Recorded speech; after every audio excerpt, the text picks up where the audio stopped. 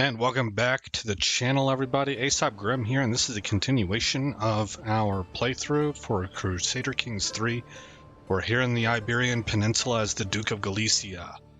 Let's take a quick gander at what the world looks like at the beginning of the game. I don't usually think to do this, but we know that Bulgaria is eating into the Byzantine Empire. Northern Italy remains fairly intact, I guess we would say. Who owns these? Is this Burgundy? Yeah, I just want to make sure that wasn't the Byzantine Empire. This is probably Byzantine. No? Burgundy owns this also. Southern Italy, not so much, right? They're kind of broken up a little bit. Aquitaine and West Francia are two different nations at this point in time. West Francia seems to be eating into Lotharingia a little bit. And up here, England looks about the same, and Alba has held together. Denmark is getting pretty big. Okay, the next thing I want to tell you, I should front load this. That we were going to talk about the history of the founding of Portugal in this episode. That was my plan, to watch all the documentaries. I'm recording this as of Saturday, and put together an episode that just covered that, because the story is pretty crazy. Maybe crazy is the wrong word to use, but it's high drama. It is high drama. It's like a soap opera, like a telenovela, and it's just pretty cool. But I think I'm going to push that off until later. There's two reasons. One, I don't think we're at that point in the game yet.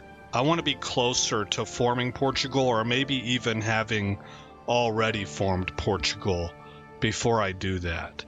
And two, intrigue and plots in this game have changed, and I had to spend time kind of researching that. So that's what our effort's going to go to in this episode. Sorry, I'm a little bit slow in my speech here. I'm thinking of a few things at once. The third and final thing I want to tell you before we get started in our game is I want to look at Porto here. It is governed by the Duchess Ovidia Vimares of Portugal. Now, Ovidia Vimares is the daughter of Vimara Pedrez of House Vimaranes. This guy, as I mentioned last episode, I believe, I'm 90% sure this dude is real. And so when you begin in the year 867 AD, always, the king of Asturias is pressing this guy's claim on Portugal. And if he wins, as would be historically accurate, he takes over. Now, this is what I mean whenever I say, if you give it time, this game will build a story for you. But as kind of a metaphor to reading the actual chapters of the story, for this game, you have to start looking at characters.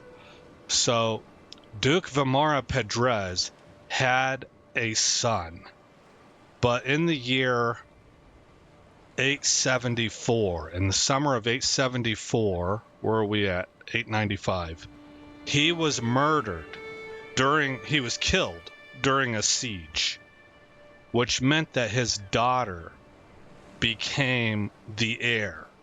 Now, I'm quite sure that well before that happened, what our dad did,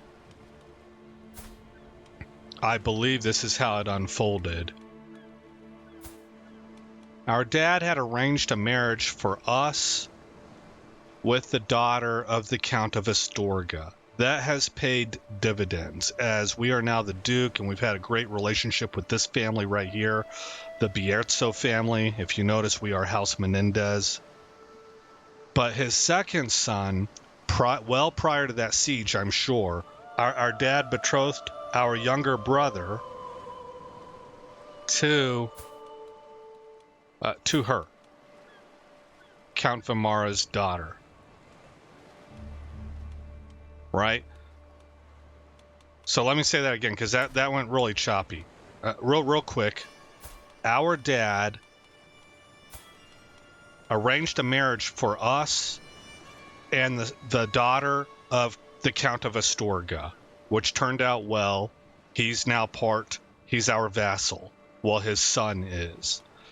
He also betrothed his second son to the daughter of Duke Vimara here.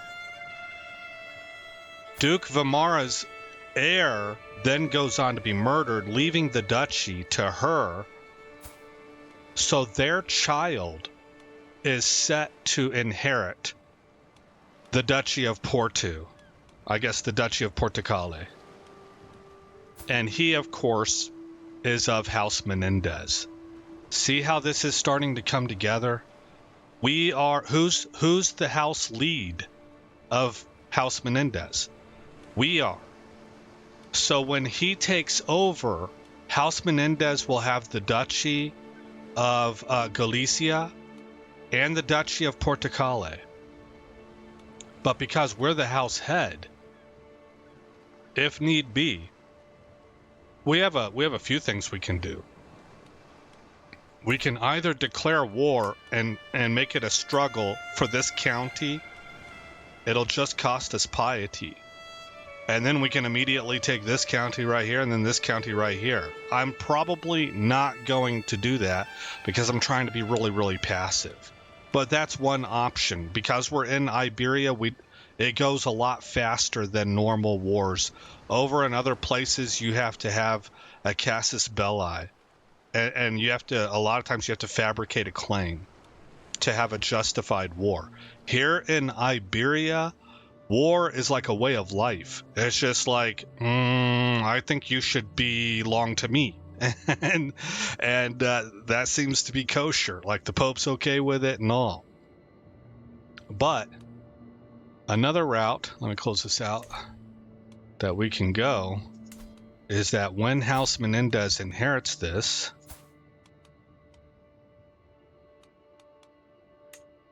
we can denounce him.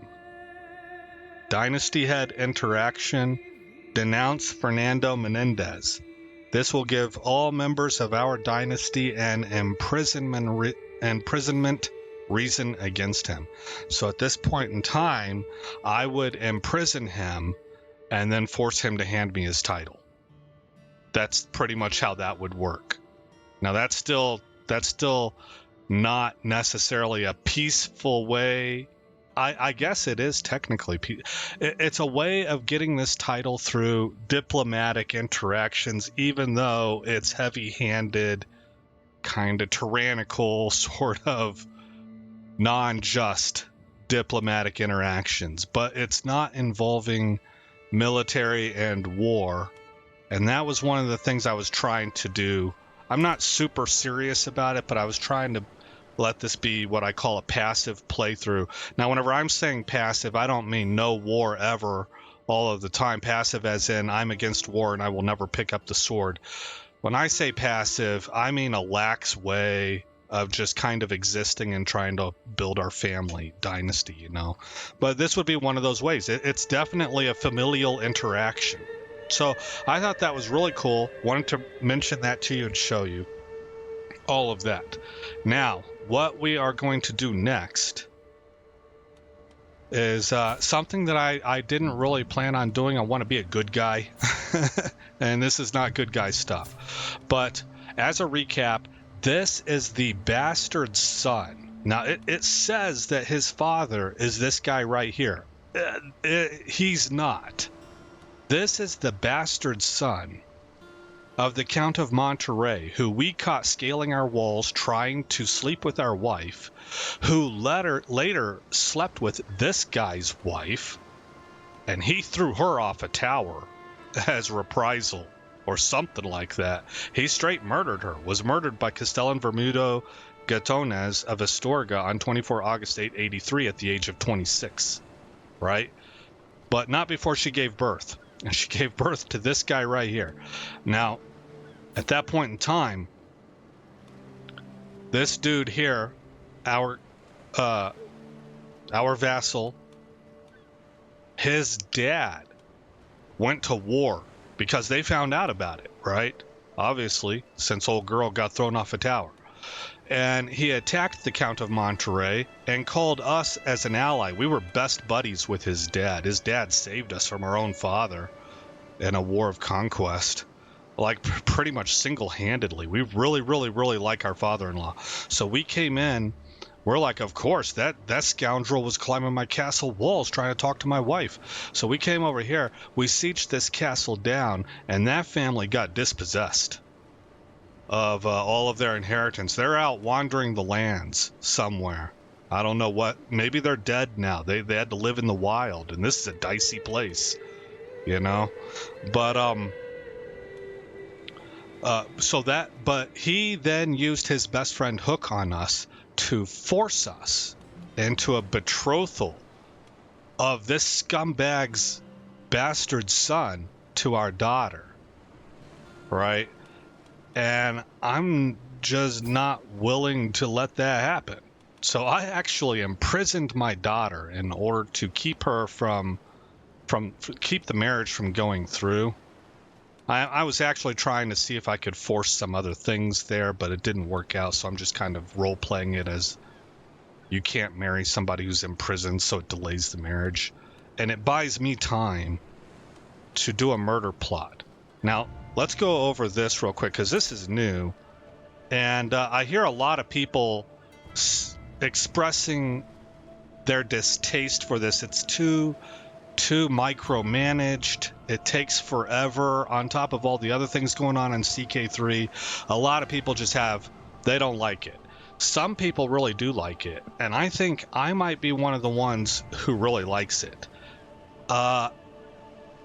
It allows you to really kind of get to know the characters a lot better. You're having to look at their traits and stuff. It also gives you an incentive to have a well-rounded court. You know, people with different kinds of characteristics and traits. I think it's pretty neat. Now, what I'm going to do here is I'm going to pick focus on agents increasing secrecy. Currently, my secrecy is at 24%. Scheme phase length is at 120 days. Of course, right here at the beginning, before we get anything going, the scheme odds are poor. I also have very bad intrigue. The very first thing that we're going to do, and I do not really desire to do this, but we're going to come over here and we're going to select Skullduggery. That's going to give me +3 intrigue and +15% scheme secrecy, +10 to agent acceptance as well. So we'll select that. Maybe we'll get lucky enough that we actually stay in it long enough to get a perk. I don't know. Then the next thing we're going to do is we're going to assign our spy master to support schemes. Hostile scheme phase length, -22. Counselor's intrigue, -22 days. That's what's leading to that. Okay, so that first thing is telling you by selecting this option, your hostile scheme phase length is going to be reduced by 22, and that's because of your counselor's intrigue level. And I believe she is a 22. Yeah. So that's really good. I mean, anytime you have a counselor in the 20s, that's a strong counselor. Hostile scheme success chance +16%. The base is 5%, but because of our counselor's intrigue, we get +11%. Possible side effects, secret discovered. So we'll assign her to that. So then when we come over here to intrigue, not intrigue. Oh yeah, let's start the roll, start the plot. Right click, murder. You can see secrecy is now at 45%. Remember it was at 22% before, and it's dropped the phase length from 120 days to 98 days. Now I'm going to take focus on agents increasing secrecy, and then we're going to start the scheme. Okay. So, 98 days till next phase, and we have 45% secrecy with 6 months of grace left. What is grace about? Most schemes have a grace period of around 6 months before they can be discovered monthly. After the grace period is over, schemes may be discovered monthly, causing a breach. This is at a far reduced rate than when the scheme is executed, but checked significantly more frequently. Okay, that's good to know. I didn't know that before. We cannot execute scheme because we do not have any advantages yet. Now, right here is where you can really kind of start to dial in, and you can role play this, especially if you're doing an intrigue-driven playthrough. Look right here, alibi. Preposterous. They were with me all evening. I can swear to that. You know my word is good. Provides secrecy, requires the traits of diplomacy, or not the traits, but the skill sets of diplomacy and learning. Benefits from traits like honest and loyal, suffers from traits like deceitful and disloyal. So that makes sense, right? Your alibi, if they're considered by the community to be a trustworthy person, that's a stronger alibi. And so you would go through your court. Let's just click this. We're not going to do it this way. We're going to do it the fast way, but I'll show you that in a minute. And right here, we'll join. You could select her.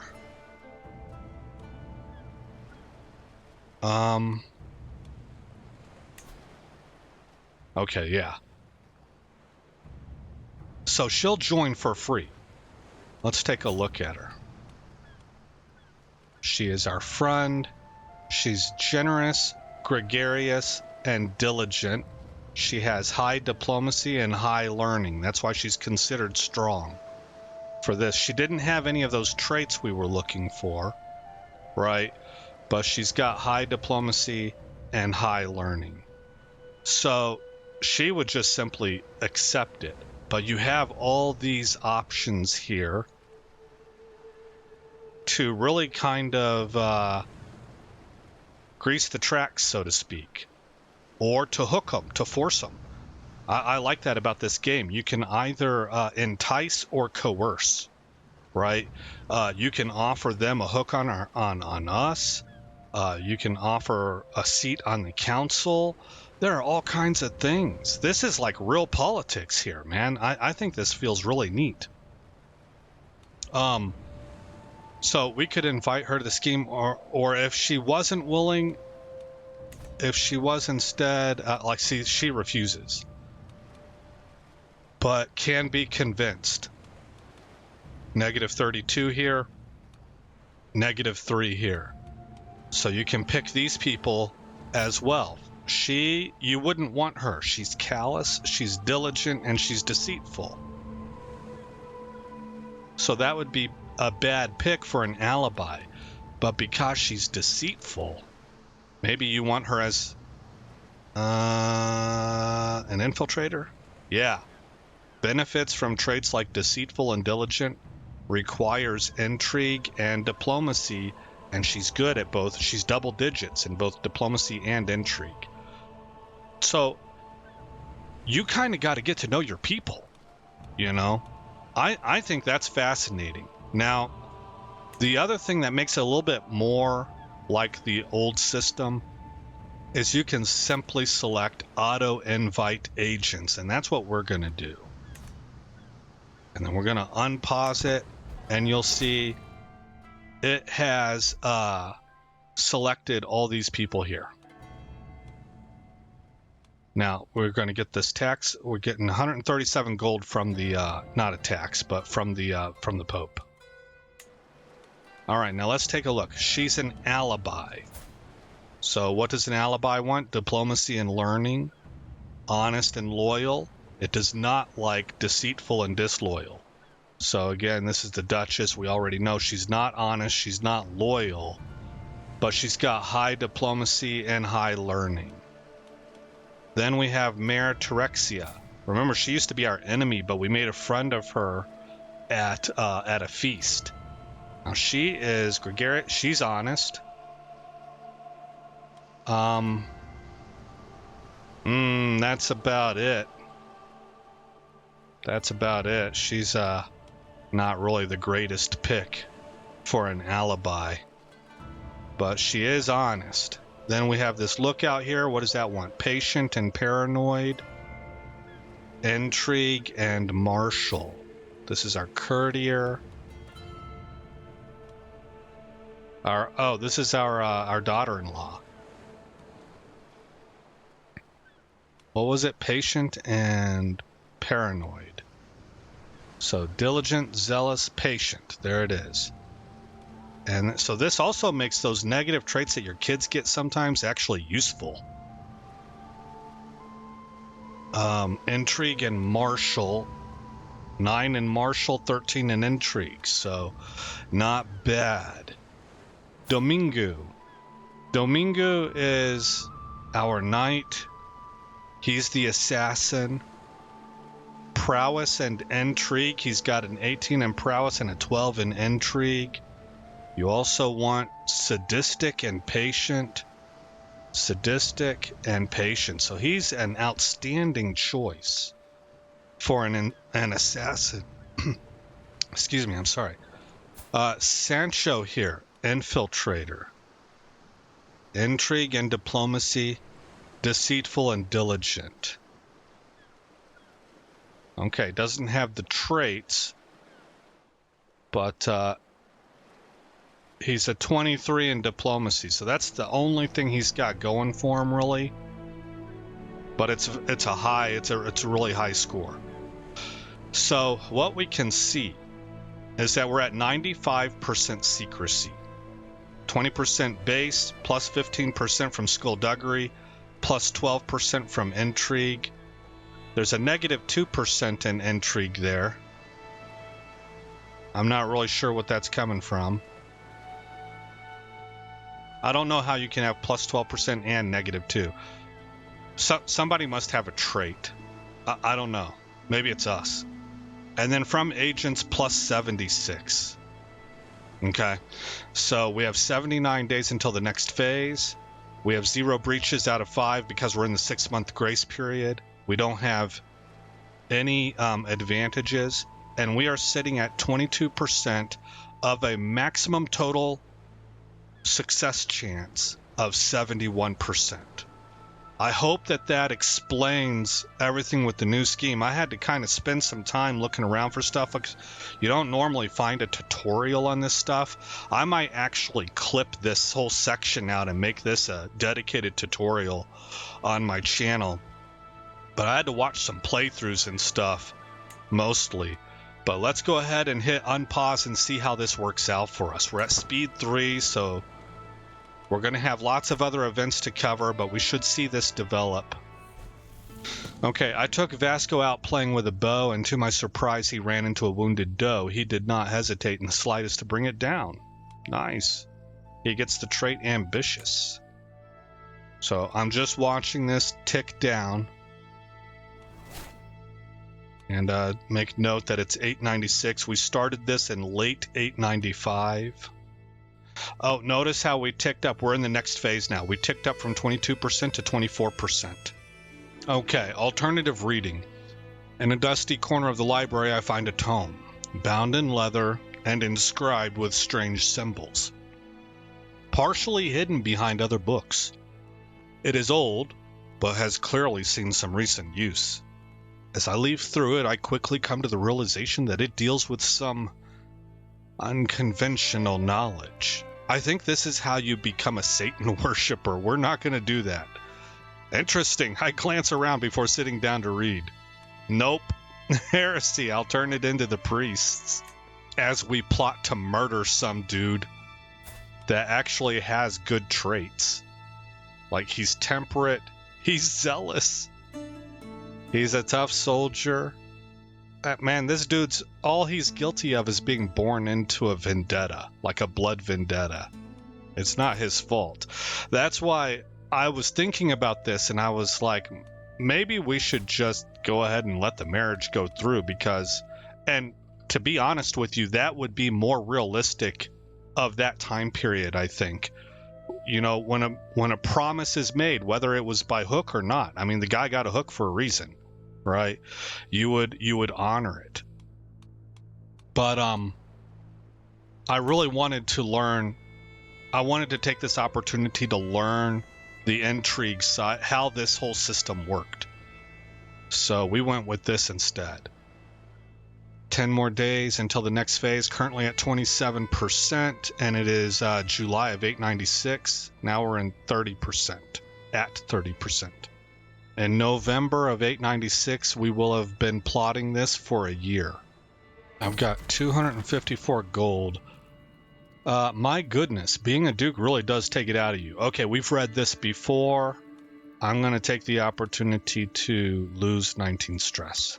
I want to keep gold available because sometimes you need it to get certain events to pop off for you whenever you're doing a plot. So once we hit 300 gold, I'll probably construct a building somewhere. We just ticked over to 32%, and we're coming up on having been plotting, scheming this murder for a year. Our poor daughter has been under house arrest for all this time. I'm going to roleplay that she isn't really. We just tell the world that. Okay, it's been a year. It's clear that my friend Mare Terexia is sincerely putting her all into my murder scheme, dedicating sleepless nights and long days to our goals.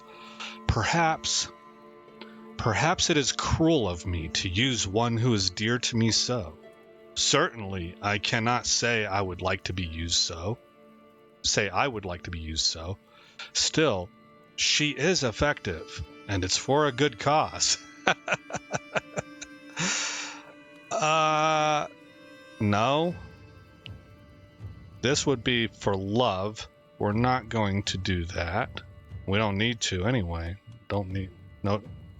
I wouldn't do it anyway. It's cheating on our spouse. You could do more, so much more. Ruthless leveraging, and the mayor gains 80 stress. Rest a while.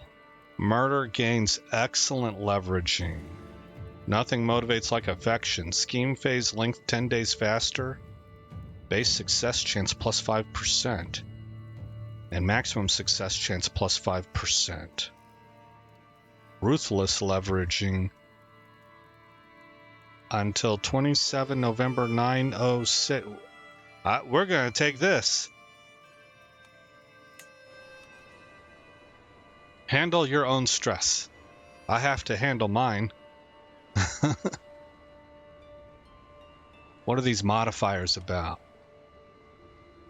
Oh, that's the ruthless leveraging we just threw in. So now we have a success chance cap of 81%.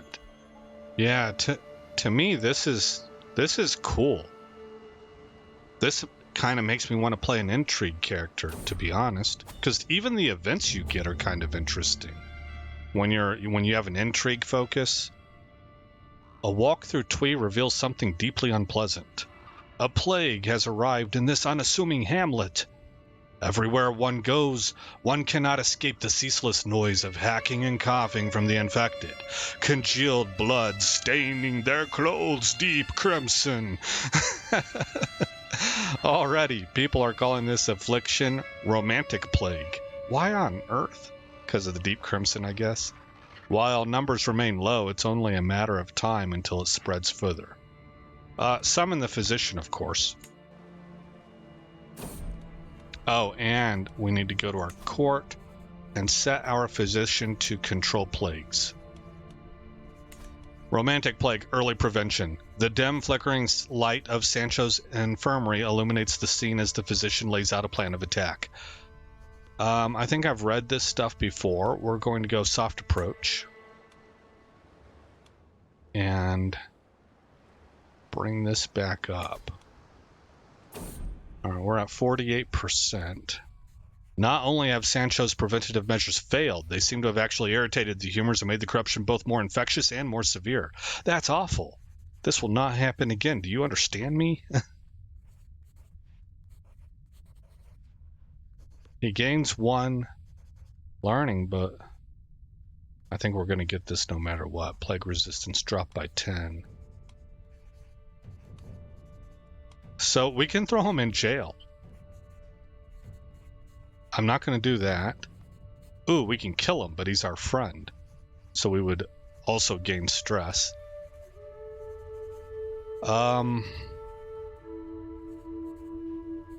I just usually go with this. The guy's trying to do his job, you know? You told him come up with a plan. He put his best into it. He's your most qualified person. It's not like he botched it out of incompetence. Okay, 2 of my agents, Ingolrade and Meritorexia, seem to have found common cause in our plan beyond the basic goal. Impressed by her compatriots' skill with shrewdness, cunning, and ruthless double-dealing required to murder, Terexia has taken to studying what Ingolrade does differently to herself in the hopes of improving her own skills. Harmless enough in theory, but it doesn't help our overall goal. Excellent. It does help our goal. It increases Meritrexi's intrigue by 3. Put that energy into the plan, you fool. Focused on goal. 20 days faster. Perhaps there's something I could learn from this. Oh, that's tempting. But I want to help this scheme go quick. There we go. We're trying to free our daughter from the clutches of this vile bastard. We're at 50%. We've been doing this for about 1.5 years, I think. 53%. Days until next phase, I think, dropped down to around 60, I want to say. Maybe it was 50. Learning on the job. Of those I've chosen to involve in this little scheme, Duchess Hermesinda is probably not the absolute most skilled. Still, she clearly applies herself. Okay. Bettering yourself is costly, but helps in the end. You can go further than this. No, I don't want to do that with the wife. Credit goes naturally to our mastermind. Everybody gains 15 opinion of us, but the Duchess...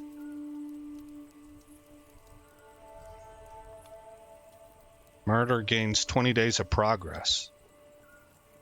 Oh, I would rather do that. Engilrade, for whatever reason, gains 12 stress and 2 intrigue. We're at 10 leverage advantages. 10 advantages. We're at 59% chance of success. Hey, we made a friend with our guardian and son, Vasco Menendez, our grandson, I think, yeah. He's turning out nicely. He's 13 years old. Okay, we have oh, there it is. Certain kinds of deer. Isn't that what a roe is? I'm not exactly positive. Are there any intriguing prospects here? You're 13 years old. Quick. Anglo-Saxon.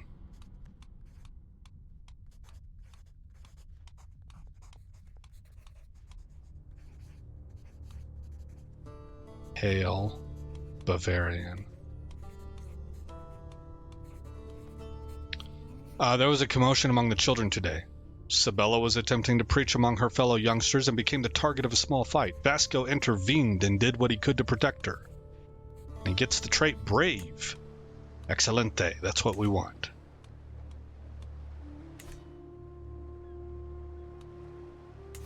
Y'all didn't have... Well, we wouldn't marry here anyway. These are, Oh, man, this kid died of consumption. Oh, this is the one that I saw earlier. He's just gotten older, so his hair grew out. We would not do any marriages here. It would be incest. They're too closely related. Where are we at? 64% chance of success. And we've been at this for about a little over 2 years. Purchase truce from the Duchess of Portugal. She'll pay us 100 gold. I accept. I'm not planning on taking anything from you by force anyway. At least not militarily. Do we have any hooks and secrets that we know of? Well, our entire family. Oh, they have hooks on me, actually. No, hooks I hold. Okay, because I'm the dynasty head. And then Sancho has a hook on me. 69%. 14 advantages. 72%. Oh, we're getting there, guys. 95% secrecy. It's just, you know, the closer we get, the more nervous I get. Like, we've been planning this for a long time. June of 898. It's truly fortunate that I'm afforded a chance to plan this scheme with my friend Sancho by my side. A better, more observant aide no man could ask for. Always willing to go the extra mile for our needs. Always focused on how best to advance the scheme. Most recently, his work has resulted in a shortcut that should save us a significant amount of time. We get two advantages. Nice. 75%. Real close. Couple more months. Okay, now this is going to be kind of upsetting to our older daughter. Her younger sister's going to get married before she does. Back in this day and age, that was like considered a complete failure for a woman. She feels very unwanted, you know. This thing's got to kick off, man, because we've put our daughter through a lot. I believe marrying her to that guy would have been worse. I don't know. I might be wrong about that. We could roleplay this too, that the daughter had no problem with it and the dad was just all too proud, you know. But she's a mastermind philosopher, younger daughter, Sabella. Sabella must now get married. Well, we could marry her to... This guy was real. This is a real character. A real dude that existed in history. We could marry her to the King of Aquitaine. That's tempting. She's 16 years old. 16 years old.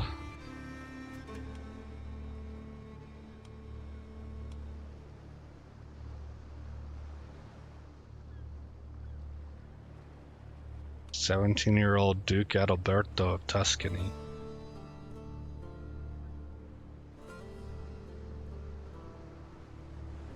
Let's do that. The Duke of Tuscany. I don't know, man. That's, if I get drawn into war, that's all the way over in Italy.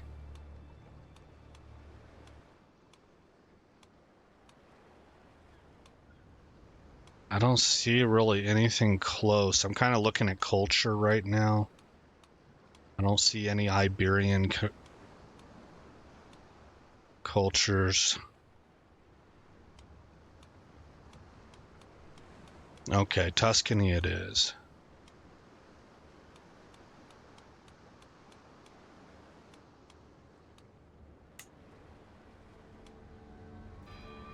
All right, be happy. Tuscany's a beautiful place. It really is.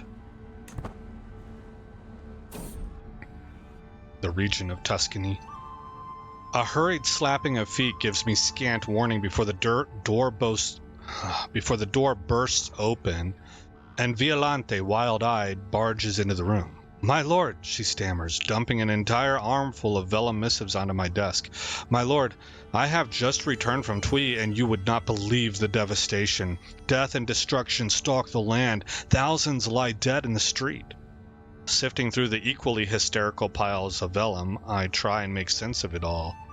Last I had heard, the outbreak in Tui was fairly restricted. Well, I trust those in charge of County Tui. We can do this because...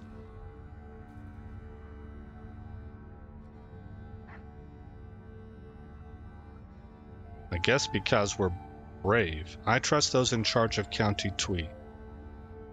Tui gains trusted ruler. Holding taxes and development growth go up.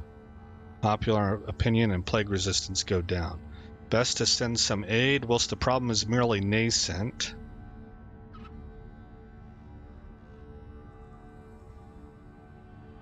Well, that's probably the prudent thing to do. But I really like the development.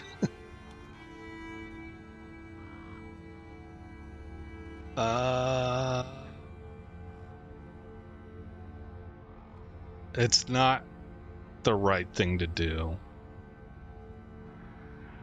I love that development growth, and if I was playing this game just to play the mechanics, that's what I would go with, but I'm trying to role play it somewhat. I'm trying to play these people like a real family, a real dynasty. This is the right thing to do. Look, we have 498 gold. I mean, send them 25. They get supplies sent. Popular opinion goes up, plague resistance goes up. We'll go with that. Okay, our daughter is now married to the Duke of Tuscany. And because we have that much money, let's begin construction of the next level of walls and towers. We're going to construct a bailey. Fort level goes up, danger goes down, tax per month goes up. Cavalry would be good here. It's got to be heavy cav. I don't have heavy cav. But we'll take it. Well,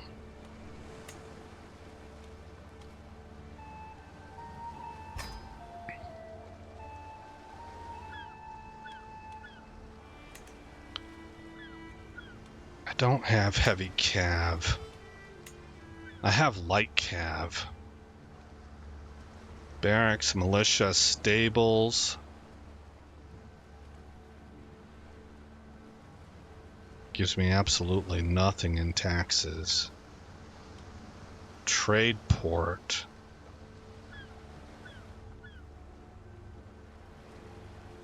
Let's go with that. That matches Coruña too, because Coruña has Ferrum Brigantium. This ancient lighthouse is said to have been based on its more famous sister in Alexandria, having guided seafarers for untold centuries. It remains important to Galicia's coastal trade. Some claim that you can glimpse Ireland's green coast from the top of this lonely tower, but gazing out, you see only endless sea. So, it gives us +1 tax per month, so it makes sense that Coruña would be like a moneymaker province. Let's convert to a trade port. Merchant galleys load and offload their cargo at this port. We'll get 0.35 ducats per month. Any men-at-arms that we station there will get plus 15% toughness, and we also get an additional 5% to development growth. There we go. It'll take us 14 months. Okay, where are we at? 75%. It's about to tick up. 4, 3, 2, 1. 77%. Ooh. Sancho died. Agent removed from scheme. So it auto-loaded somebody else. It must have auto-loaded her. Infiltrated, wants intrigue and diplomacy, deceitful and diligent. Intrigue and diplomacy. She's good at both of those. Diligent. Yeah, she's really good in this situation. Okay, we are so close to being ready to kick this thing off. I could do it right now if I wanted to, but I'm trying to get to max. Okay, so I need to name a physician. Well,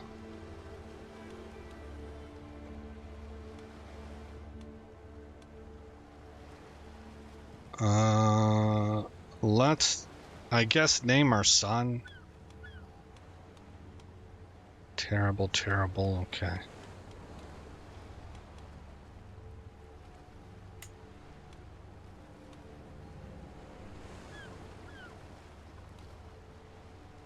Point and control plagues.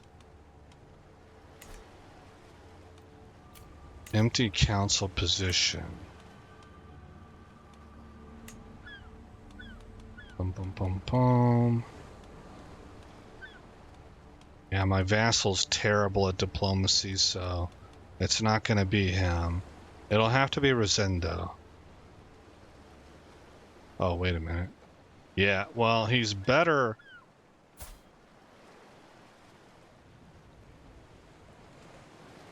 Yeah, well, I've got 24 here. He's really good as a marshal, but we're going to assign him as a as our diplomat for right now. Okay, is there anything else I can, like, upgrade? I don't think so. Level 2, level 2. Level 2, level 2. Okay. The next thing I would like to do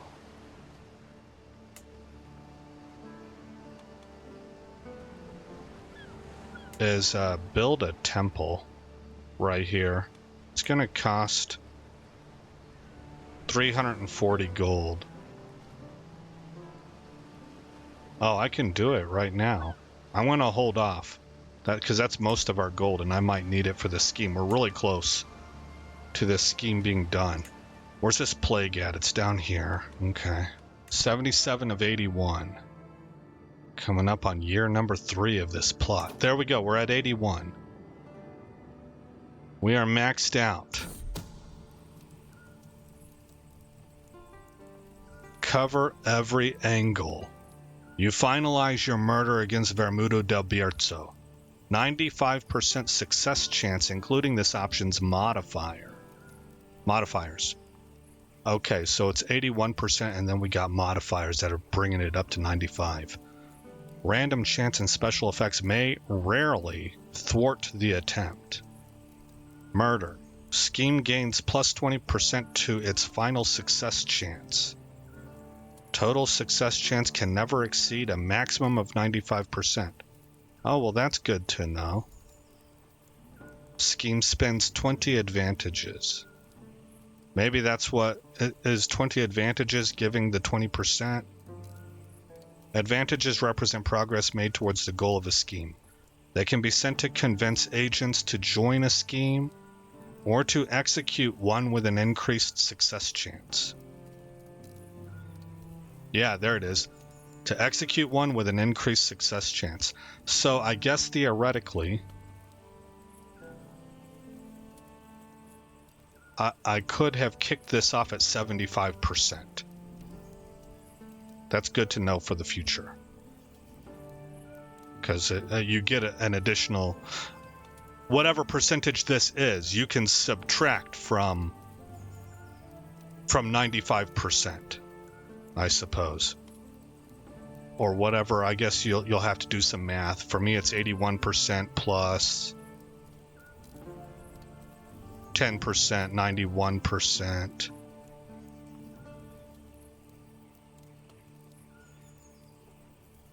Still not quite sure how we got to 95 then. Okay, well, I'm not gonna sweat the details on that one. I think I understand what's going on here for the most part, and I can play the game. All right, here we go. Scheme successful. Huzzah! That is fantastic. Vermudo has been sent to death's fateful embrace. A thorn in my side no longer, thank God. Dominguez hireling executed our plan perfectly. In the dead of night, the man snuck through a gap scouted in the roaming patrols.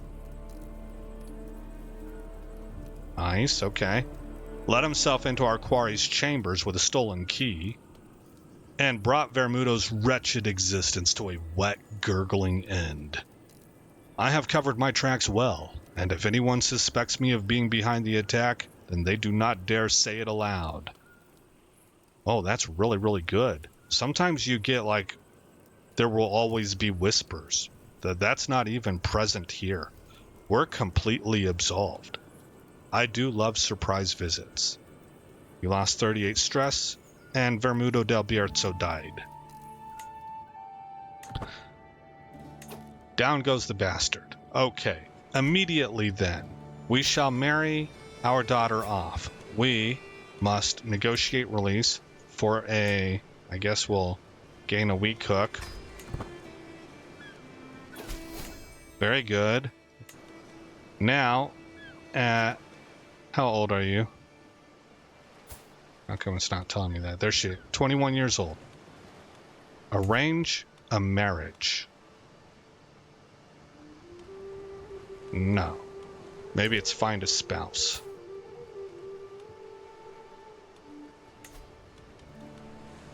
Okay. Now here's what I'm going to do. I'm going to tell my daughter, we're going to role play that I talk with her about this.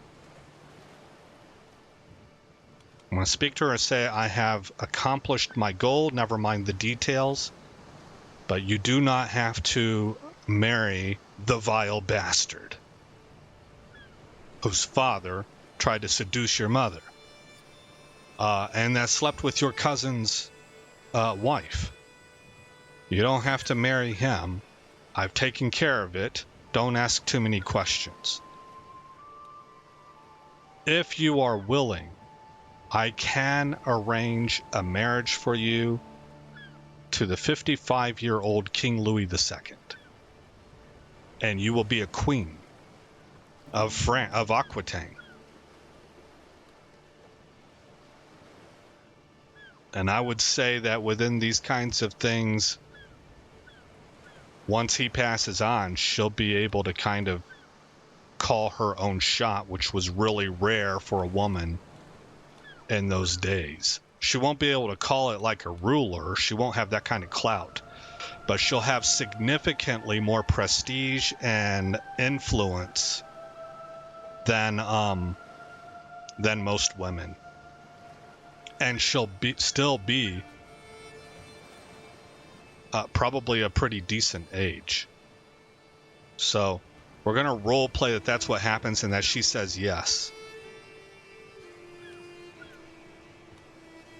I'm being honest when I tell you guys, I don't much care about the alliance strength. I'm playing passively.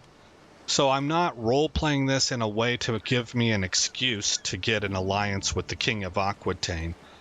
I'm seriously looking at this as like she's taking a step up in the world, a massive step.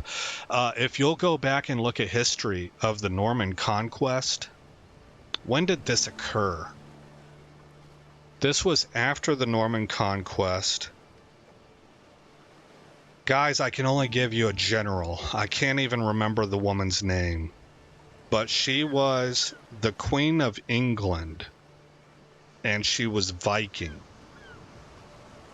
She had Viking heritage in her bloodlines. And there was actually, I think, a Viking literally was sitting on the throne of England. But all that kind of fell apart, and she had to run away. She had to flee the country at one point in time. She was the legitimate Queen of England, and her son was heir to the throne. But when this overthrow happened, they were kind of like disinherited. I mean, they weren't, because it wasn't their family. Another family took over the throne, and so they were political enemies, and they had to flee. So they flew. They fled down here to, I guess it was Normandy. I can't really remember. For some reason, I want to say, well, this is Normandy, isn't it? Right here? Yeah, this is Normandy, right here. This is where the World War II attacks happened. And she was very smart, and she was very ambitious. She didn't, for a female in those days, she just wasn't real super submissive. She didn't accept what life threw at her. She instead dictated what life would unfold, and she took the throne back. She made alliances down here, and she waged a war, if I remember right, and took the throne back for her son. So that's what I'm talking about. I'm saying that there were things that were possible these days for women, but you had to have a really strong personality, a lot of competence, and an awful lot of favor. And you had to have luck, I guess, unfold in the right way, that you had a seat of power, so to speak, some level of influence.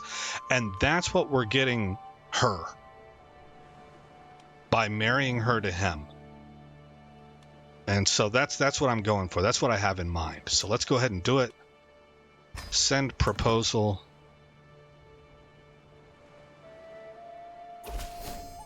And there it is. See, she's a queen.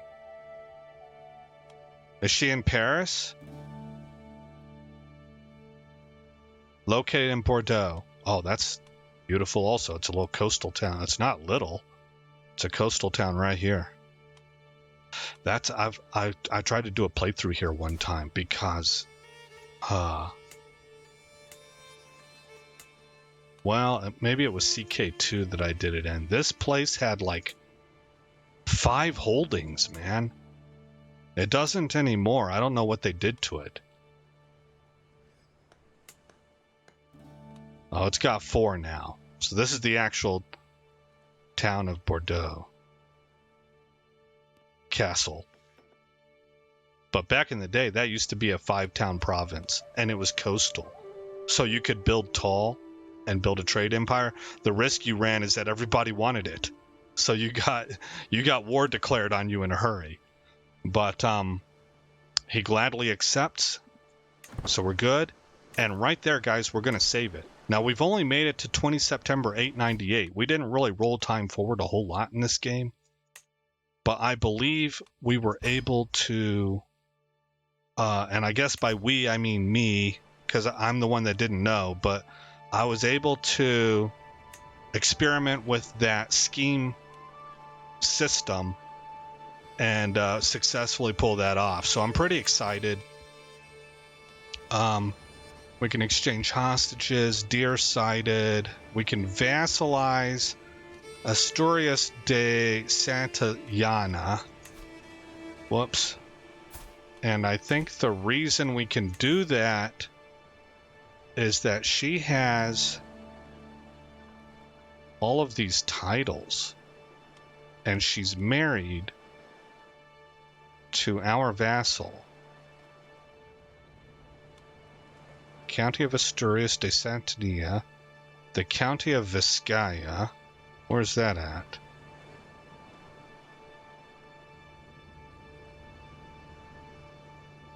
Where's it at? Here, scroll down. Okay, right here.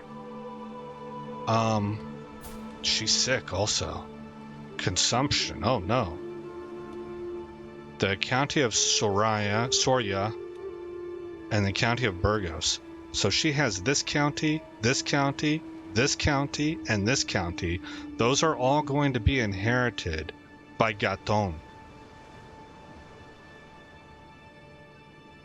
who will be our vassal. So Galicia is going to expand tremendously. I don't feel any need to vassalize her right now. Let's make sure about that. Let's just pick this one right here. Yeah, Gaton. Okay. Our vassal's getting pretty big. That's something that we might want to be concerned about in the future, because he could get eventually larger armies. He's already taken Lyon on his own, right? So, you know, we'll have to monitor that. But that should wrap it up right there. Let's see. I didn't do anything different, so we're already saved. Again, I'm Aesop Grimm. Thank you for coming by the channel. I hope you like what you saw. More importantly, I hope all is well in your neck of the woods. And I'll see you in the next episode where this story continues.